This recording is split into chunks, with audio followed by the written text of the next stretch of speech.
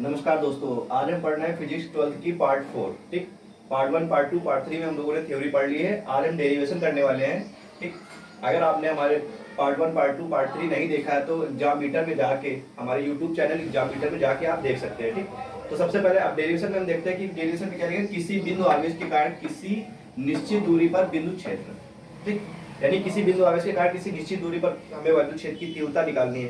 तो कैसे निकालेंगे? तो सबसे पहले क्या कह रहा था, किसी बिंदु आवेश पर। तो एक मान लिया ये बिंदु है, ठीक, मान लिया कोई बिंदु है और इस पर कोई एक आवेश रखा हुआ है। ठीक, तो किसी बिंदु आवेश के कारण निकालना, तो मान लिया कोई क्या बिंदु है जिस पर कोई आवेश रखा है, इससे कुछ दूरी पर हमने मान लिया कोई बिंदु क्या है, पी है। किसी बिंदु आवेश पर निकालना था, निश्चित दूरी कितनी मानना था कि निश्चित दूरी आर पर। तो यहाँ से कितनी दूरी पर, आर दूरी पर। ठीक, तो इसकी थ्योरी लिखेंगे तो जो बोल रहा है, जो चित्र बनाते जाएंगे उसी को हम लोग क्या करेंगे, थ्योरी में लिखेंगे।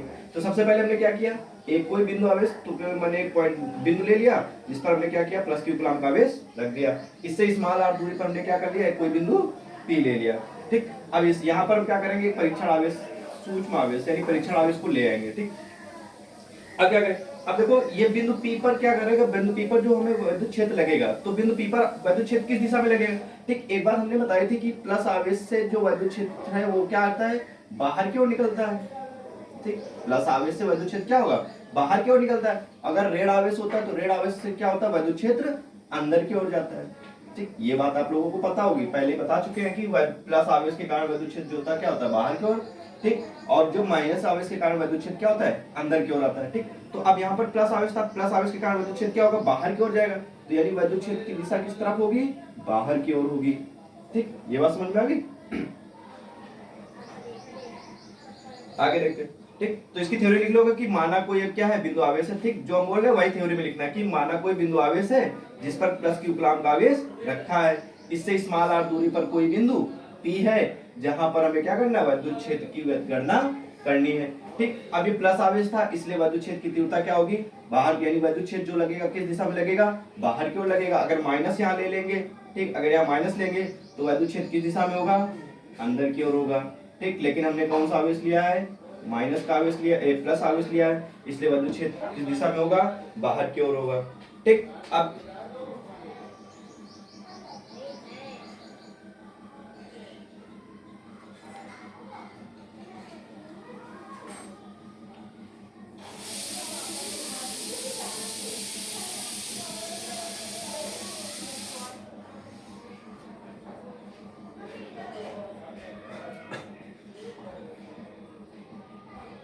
ठीक, अब क्या करें, निश्चित दूरी आर पर लगने वाला कूलम्ब बल, यानी जो आवेश है, आवेश के कारण निश्चित दूरी आर पर। ठीक, आवेश से आर दूरी पर बिंदु पी पर जो बल लगेगा वो बल कितना हो लगेगा, बल का सूत्र हम लोगों ने कूलम्ब बल जो पढ़ा था वो कितना पढ़ा था, F बराबर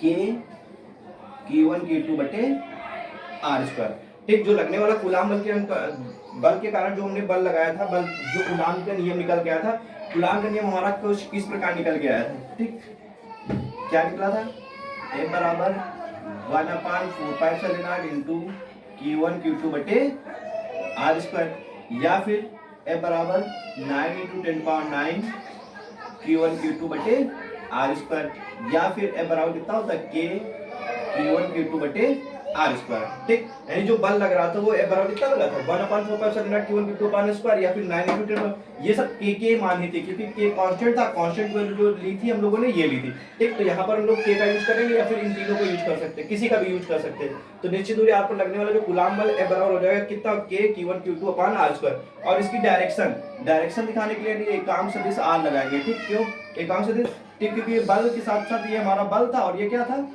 ये हमारा परिमाण था और ये क्या है, दिशा है, परिमाण और दिशा।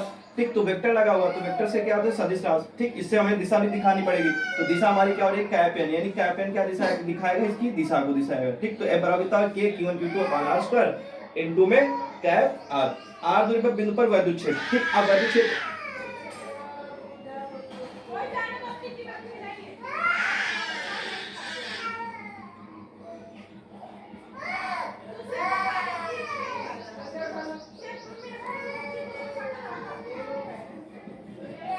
ठीक, विद्युत क्षेत्र का फॉर्मूला हमने बता दिया था पहले ही आप लोगों को कि विद्युत क्षेत्र की तीव्रता भी बताई थी कि विद्युत क्षेत्र की तीव्रता जो होती है क्या होती है, E बराबर सूत्र होता है एफ अपान क्यू नॉट। ठीक, ये फॉर्मूला हम लोगों ने बताया था कि ई बराबर कितना होता है, एफ अपान क्यू नॉट। तो ई बराबर कितना हो जाएगा, एफ अपान क्यू नॉट होता है। ठीक, तो वेक्टर ईपी बराबर कितना हो जाएगा, एफ अपान क्यू नॉट हो जाएगा। एफ के स्थान पे कितना आ जाएगा, वेक्टर आ जाएगा। ठीक, यानी सदिश हो जाएगा। ठीक, अब देखो कूलाम बल निकाले, एफ बराबर कितना, क्यू, Q1 Q2। अब यहाँ पर एक बात देख ले, यहाँ पर आवेश क्या था, क्यू था, और क्या था दूसरा आवेश क्या था, क्यू नॉट। तो Q1 और Q2 के स्थान पे हम लोग क्या लिख देंगे, के क्यू और क्यू नॉट बटे आर स्क्वायर टैन। ठीक, Q1 की वैल्यू क्यू दे रखी थी, क्यू नॉट जो Q2 की वैल्यू कितनी दे रखी थी, क्यू नॉट। तो Q2 के स्थान पे क्यू नॉट। अब वैद्युत क्षेत्र की तीव्रता के सूत्र लिखेंगे। तो वैद्युत क्षेत्र कितना हो जाएगा, वेक्टर ईपी बराबर कितना हो जाएगा, vector F upon Q naught. Vector F की वैल्यू हमने कितनी निकाली थी, K Q naught upon R square into cap R. पूरे के बट्टे में कितना आ जाएगा, क्यू नॉट। ये क्यू नॉट और ये क्यू नॉट क्या हो जाएगा, कैंसिल, क्योंकि ये संख्या के बट्टे में कुछ नहीं, यानी 1 हो जाएगा। तो संख्या पलटेगी, तो ये 1 ऊपर और क्यू नॉट नीचे, ये और क्यू नॉट क्या हो जाएंगे, कैंसिल। तो जब कैंसिल हो जाएंगे तो वेक्टर ईपी बराबर कितना आ जाएगा, K Q upon R square into cap are.